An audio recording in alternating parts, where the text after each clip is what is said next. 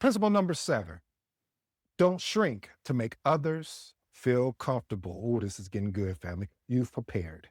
You've understood the data. You believe in the direction. Then you share your idea and someone pushes back. Before you even got a chance to finish the sentence, maybe they question your logic. Maybe they just have a tone that fills the room with enough force that everyone is looking at you to see how you will respond.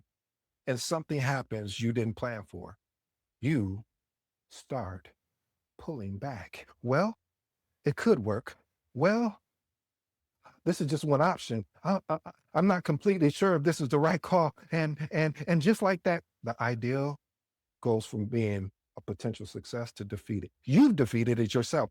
This is one of the most common and most damaging patterns in a professional development. Let me unpack this for you, family. Shrinking feels like humility, but it isn't. See, humility is remaining open to others' perspectives while still standing behind yours. Shrinking is abandoning your perspective the moment it meets resistance, not because you were proven wrong, but because the room got uncomfortable. When you consistently soften under pressure, you train the room to apply, guess what? More pressure. Every time you back down, you confirm that the pushback works, not because you were thinking it was flawed, but because your confidence had a ceiling. True confidence, though, requires being the most consistent in the room. It requires for you to take a position and always shift when you have new information, not new energy. That consistency is what the room is actually watching for. Why is this important?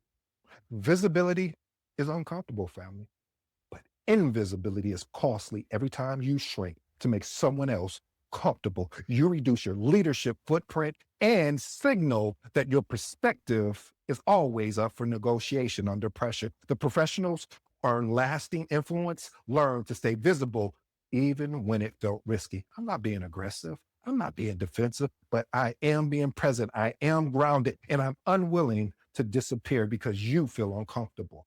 Experiment with these actionable tips. Audit the language you use when challenged. Notice when phrases like, I'm not sure if this makes sense, especially when you said none of that when you were preparing alone. See, ideal, it didn't get weaker. Your confidence in it did. I recommend that you replace it with this. Based on what we know, this is the direction I am recommending. Next one. Learn the difference between a challenge and a correction. I want you to ask yourself, are they offering me new information or a different opinion delivered with more force? See, if it's new information, I want you to engage openly. If it's just pressure, hold your ground calmly and professionally. I hear the concern. I still think this is the right direction, and here's why. That one sentence I just said to you builds more credibility than winning 10 debates ever could. Again, I hear the concern. I still think this is the right direction, and here's why. Here's my professional insight, family. At some point, the most respected leaders made a decision. They decided their perspective was worth defending, not because they're arrogant, but because they finally understood that constantly making themselves smaller wasn't protecting the room from discomfort. It was protecting them from visibility. And visibility, the willingness to be seen, challenged, and still stand behind your thinking, is exactly where leadership present begins.